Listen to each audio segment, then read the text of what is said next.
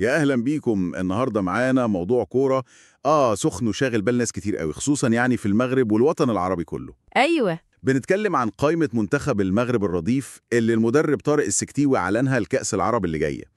القائمة دي بصراحة عاملة كلام كتير. فعلا القايمة دي يعني في ناس بتقول عليها مرعبة، وده لوحده يبين حجم التوقعات والأسماء اللي فيها. في حماس واضح حوالين الفريق ده وإيه ممكن يعمله في البطولة. بالظبط. البطولة نفسها ليها وزنها طبعا. أكيد. واحنا النهاردة يعني هنحاول نغوص كده في تفاصيل القائمة دي، نحللها بناء على نقاش مفصل شفناه كان بيتكلم في الموضوع ده على يوتيوب. عايزين نشوف أبرز الأسماء ونفهم ليه الفريق ده قوي كده، ونحط ده كله في سياق البطولة نفسها. معلومة سريعة بس، الفريق هيدخل معسكر مغلق قريب من 11 ل 18 نوفمبر. تمام. يلا بينا نشوف بقى، هل الحماس ده في مكانه ولا لأ؟ ونحلل الموضوع من كل جوانبه، يعني نبدأ بالمدرب نفسه ونوصل للاعبين والبطولة. أوكي، خلينا نبدأ بأول حتة لفتت نظرنا في التحليل اللي شفناه، وهي الثقة الكبيرة قوي في المدرب طارق السكتيوي. المصدر قال إن في إحساس في الشارع الكروي المغربي إن الثقة فيه يمكن أكتر من وليد الركراكي مدرب المنتخب الأول. إيه السبب في ده؟ النقطة دي فعلا مهمة واتقال عليها كتير. الثقة دي جاية من إنجازات عملية وسريعة كمان حققها سكتيوي مؤخرا، أهمها طبعا برونزية الأولمبياد. دي كانت مفاجأة قوية. جدا. وقبلها كمان بطولة المحليين اللي كسبها بعد ما كون فريق قوي، يعني في ظرف صعب قوي، حوالي 9 أيام بس. ده عمل انطباع إن مدرب بيعرف يطلع نتائج حتى تحت ضغطه مع أي موارد قدامه. وده اللي خلى اختياراته للقايمة دي ليها وزن تاني. يعني حسب المصدر تقريبا مفيش جدل كبير على الأسماء اللي اختارها، صح؟ بالظبط. التحليل أشار إن السكتيوي كان واضح جدا في فلسفته. هو اختار اللعيبة الجاهزة فنياً وبدنياً، واللي بتقدم مستوى ثابت وعندها أرقام كويسة، حتى لو ده معناه إنه استبعد أسماء كبيرة ممكن تكون مش في أحسن حالاتها دلوقتي. زي مين مثلا؟ المثال اللي اتقال كان حكيم زياش. الكابتن طارق نفسه وضح إنه لسه راجع من إصابة ومحتاج وقت ومشاركات أكتر عشان يرجع لمستواه، فاختار اللي جاهز حالياً. ده تفكير عملي جدا بصراحة. وده ياخدنا للكلام عن البطولة نفسها، كأس العرب في قطر. البطولة دي مهمة السنة دي. النقاش اللي شفناه كمان اتكلم عن شكل المجموعات المتوقع بعد التصفيات. صحيح صحيح، خلينا نلخصها بسرعة حسب ما المصدر رجح. فيها قطر وتونس، ودول خلاص ضمنوا التأهل، وهينضم ليهم غالبا سوريا على حساب جنوب السودان، وفلسطين على حساب ليبيا. تمام. المجموعة التانية دي اللي فيها المغرب والسعودية، وماتشهم ده في ملعب لوسيل المونديالي، الناس كلها مستنياه. وهيكمل المجموعة غالبا عمان على حساب الصومال، وجزر القمر على حساب اليمن. ماتش المغرب والسعودية ده هيبقى كلام تاني خالص. أكيد. المجموعة الثالثة دي بقى اللي اتوصفت بإنها مجموعة نار، فيها مصر والأردن والإمارات، وهينضم ليهم الفائز من الكويت وموريتانيا. مجموعة قوية جدا فعلا. فعلا شكلها صعب. والمجموعة الرابعة فيها الجزائر والعراق، ومعهم غالبا البحرين على حساب جيبوتي، والسودان على حساب لبنان. التركيبة دي بتقول إننا هنشوف ماتشات حلوة، بس في نقطة مهمة اتقالت في التحليل بخصوص طبيعة الفرق المشاركة، ودي بتفرق قوي. أيوة، النقطة دي أساسية عشان نفهم مستوى البطولة صح. منتخبات شمال أفريقيا، يعني مصر والمغرب وتونس والجزائر، داخلين بفرق رديفة أو محلية، ممكن مع شوية تدعيمات. يعني مش الفريق الأول بالكامل. بالظبط. في المقابل بقى منتخبات عرب آسيا زي السعودية، قطر، الأردن، العراق، دول داخلين بفرق أقرب للمنتخب الأول بس من غير المحترفين اللي بيلعبوا في أوروبا. السعودية مثلا تقريبا هتفقد سعود عبد الحميد بس. لكن الأردن والعراق ممكن يتأثروا أكتر عشان عندهم محترفين مهمين في أوروبا هيغيبوا. ده بيعمل شكل مختلف للمنافسة. يعني نقدر نقول إن فرق آسيا نظرياً ممكن يكون عندها أفضلية التجانس والقوام الأساسي؟ ممكن نقول كده نظريا، بس في نفس الوقت الفرق الرديفة بتاعت شمال أفريقيا زي ما بنشوف في قائمة المغرب دي مليانة لعيبة جامدة جدا وعندها حافز كبير قوي إنها تثبت نفسها. ده غير إن البطولة نفسها مغرية جدا. مغرية إزاي؟ من ناحية إيه؟ من كل النواحي بصراحة. التحليل أكد على أهميتها المادية والمعنوية. الجوائز المالية بتاعتها ضخمة، 7 مليون دولار للبطل. 7 مليون؟ ده أكتر من بطل أفريقيا. بالظبط. بطل أفريقيا بياخد 5 مليون بس، فده لوحده حافز كبير جدا. ضيفي على ده إنها بتتلاعب في ملاعب كاس عالم، والاهتمام الإعلامي والجماهيري بيها كبير، وكل الدوريات العربية هتقف عشانها. لا، دي بطولة كبيرة بجد. تمام، الصورة العامة للبطولة كده وضحت. ندخل بقى في قلب الموضوع. القايمة نفسها، ال29 لاعب، بدل ما نمسكهم واحد واحد، خلينا نركز على أبرز النقط اللي لفتت نظر المحللين في كل خط. نبدأ بحراسة المرمى. أوكي، في حراسة المرمى الأسماء هي صلاح الدين شهاب بتاع المغرب الفاسي، والمهدي بن عبيد بتاع الوداد، ورشيد غنيمي بتاع الفتح الرباطي. النقطة الأهم اللي التحليل قالها إن المهدي بن عبيد يعتبر المرشح الأقوى إنه يكون الحارس الأساسي. مستواه مميز الفترة الأخيرة، ولدرجة إنه كان في كلام إنه ممكن يروح المنتخب الأول. نروح للدفاع. هنا باين قوي إن في تركيز على لاعيبة أندية معينة. فعلا في وجود قوي جدا من نهضة بركان والجيش الملكي. من بركان في هيثم منعوت وحمزة الموساوي، ومن الجيش الملكي في مروان الودني، يونس عبد الحميد، وأنس باش. التحليل ركز قوي على أنس باش ده، وقالوا إنه اكتشاف ومكسب كبير بعد أدائه القوي جدا في بطولة المحليين. سمعت عنه كلام كويس. وكمان أشاروا لمحمد بروكست بتاع الرجاء، وصفوه بالجوكر لأنه بيعرف يلعب في أكتر من مركز. ومحمد مفيد من الوداد، ده غير المحترفين طبعا، مروان سعدان في الفتح السعودي، وسفيان بوفيتيني في الوصل الإماراتي، ومحمود بن طايق في الزمالك المصري. طيب، والتشكيل المتوقع ورا المصدر قال إيه؟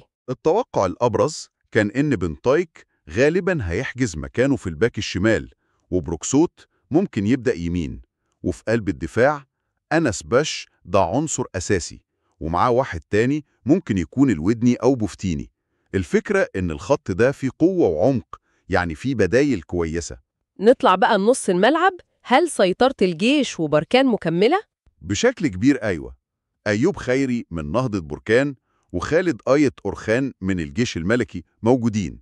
لكن الاسم اللي أخد كلام كتير قوي في النقاش هو محمد ربيع حريمات، كابتن الجيش الملكي. حريمات ده معروف. التحليل اعتبره لاعب محوري وقائد مهم جدا لسكتيوي، وكان في كلام إنه يستاهل فرصة في المنتخب الأول. طب وليه ما راحش المنتخب الأول طالما هو كويس قوي كده؟ بصي، النقطة دي توضحت برضو. هي مش مسألة جودة قد ما هي طبيعة المنافسة والخبرات المختلفة في نص ملعب المنتخب الأول، اللي معتمد أكتر على محترفين أوروبا اللي ليهم تجارب ومستوى تنافسي تاني خالص. بس ده أكيد مش بيقلل أبدا من قيمة حريمات كلاعب مهم للفريق الرديف ده. تمام. ومين تاني في نص الملعب لفت النظر في التحليل جنب حريمات؟ في أسماء قوية زي صابر بغريم بتاع الرجاء، قالوا عليه صانع الألعاب مميز جدا.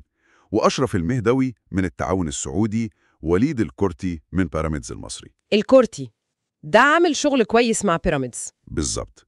الكورتي تحديداً اعتبروه إضافة مهمة جدا بخبرته ومستواه الثابت والمميز مع بيراميدز، والترشيح الأقوى إنه يلعب كمحور أساسي جنب حريمات. وممكن نشوف بغرين قدامهم كصانع لعب. النص ده شكله متوازن، في قوة دفاعية وفي لمسة هجومية. وصلنا بقى للخط اللي عامل أكبر دوشة وكلام، الهجوم. الأسماء كتيرة قوي وجودتها عالية جدا. ده حقيقي. الخط اللي قدام ده فيه وفرة ونوعية تخلي أي مدرب مبسوط ومحتار في نفس الوقت. من نهضة بركان عندك يوسف مهري ومنير الشوير، ومن الوداد حمزة الهنوري اللي التحليل أشاد بتألقه الفترة الأخيرة وقدرته على التهديف. وطبعا عبد الرزاق حمد الله من الشباب السعودي. وهنا لازم نقف عند حمد الله.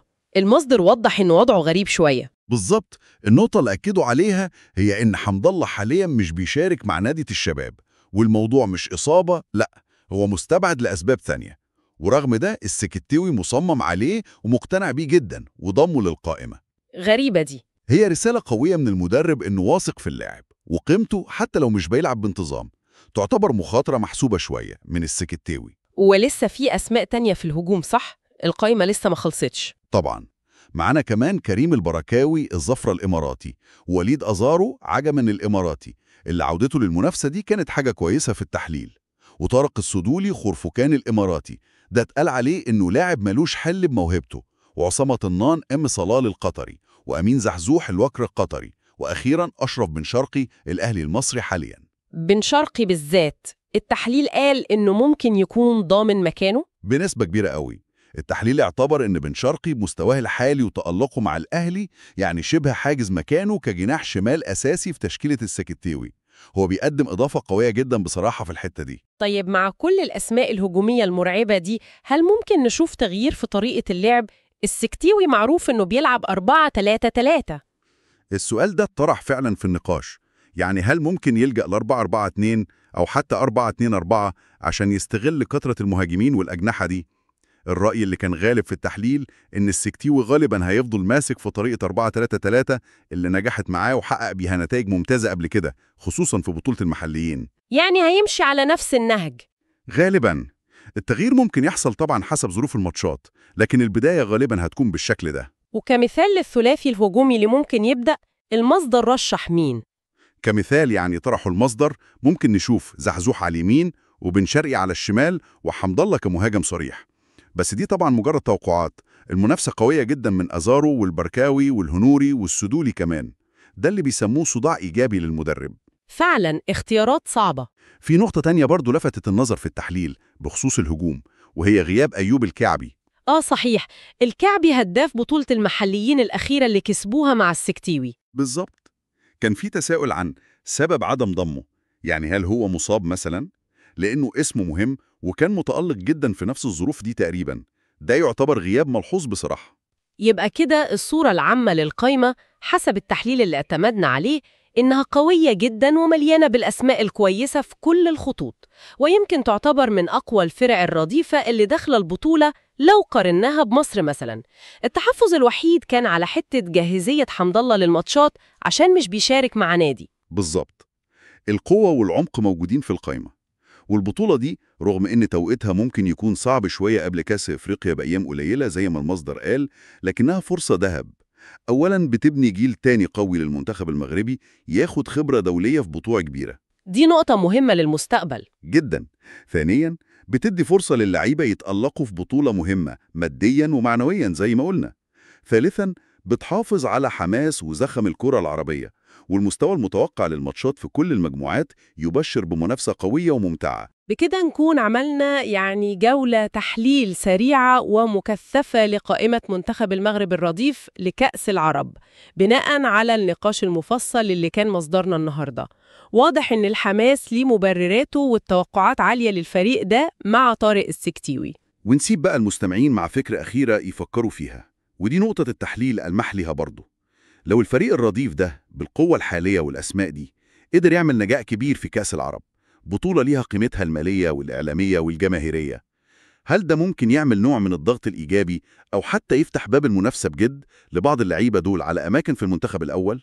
خصوصاً إن البطولة دي بتتلعب قبل كأس أفريقيا مباشرة. بالظبط. ده سؤال مهم وإجابته ممكن نشوفها قريب قوي على أرض الملعب.